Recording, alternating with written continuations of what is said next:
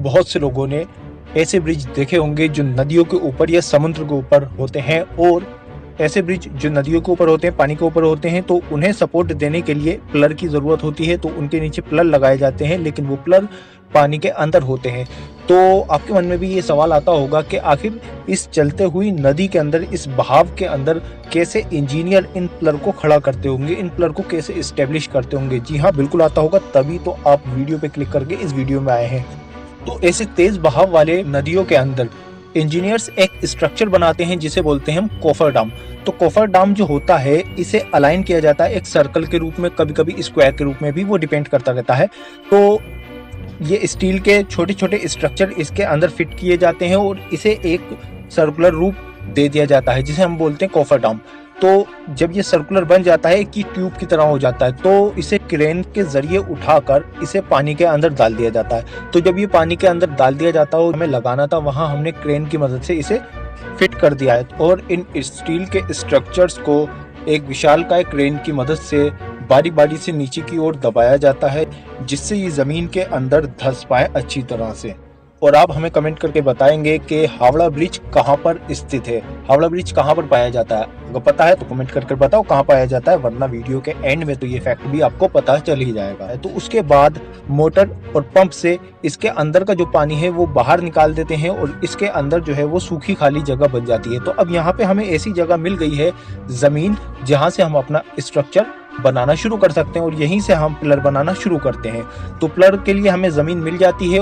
इसके अलावा एक और तरीका है इसे बनाने का। तो जब नदियां काफी गहरी होती हैं या कंडीशन कुछ अलग होती है, जब जहाँ पे आप इस तरह से काम नहीं कर सकते, तो उस कंडीशन में इंजीनियर वहाँ पे बहुत सारा जो है पत्थर मलबा डाल देते हैं। तो उसको डालने के बाद वहाँ एक स्ट्रक्चर बना लेते हैं, और वो स्ट्रक्चर ऊपर तक भर जाता है। तो जब ये स्ट्रक्चर ऊपर तक भर जाता है, तो इसके अंदर फिर से स्टील की वही रोड और शीट्स लगा दी जाती हैं। वो शीट्स सर्कुलर शेप में लगा देते हैं ताकि एक ट्यूब का आकार वो ले सके। तो उसके बाद जैसे पानी निकाला था वहाँ पे, यहाँ पे क्या काम करते हैं, यहाँ पे उस मलबे को बाहर निकालते जाते हैं, मलबे को बाहर निकालते जाते हैं, बाहर निकालते जाते हैं, और अंदर हमें एक ट्यूब की संरचना मिल जाती है। और ऐसा करते करते हम जमीन तक पहुँच जाते हैं, और फिर से हमें सूखी जमीन मिल जाती है। अब इस जमीन पे हम अपना आगे का स्ट्रक्चर बनाना शुरू कर सकते हैं, इस पिलर को एस्टेब्लिश कर सकते हैं।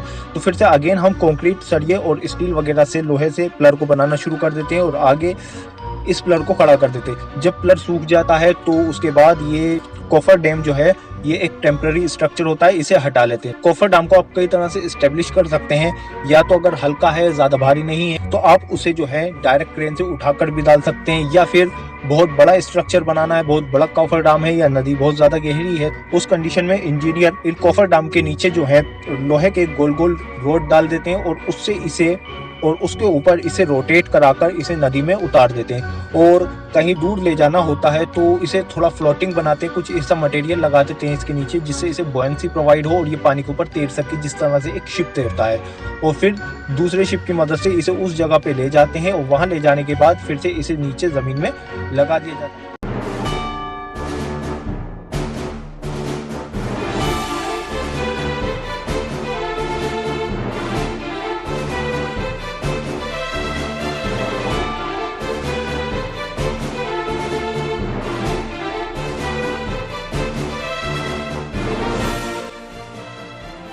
तो जब कभी भी कलकत्ता की बात आती है, तो एक ब्रिज की इमेज आती है, वो ब्रिज है हावड़ा ब्रिज। तो अब आप समझ गए होंगे कि हावड़ा ब्रिज कहाँ पर स्थित है। तो चैनल को सब्सक्राइब जरूर कीजिए, साथ में बेल आइकन भी दबा दीजिए, ताकि नोटिफिकेशन आगे और ऐसे इंफॉर्मेशन से आप अपडेट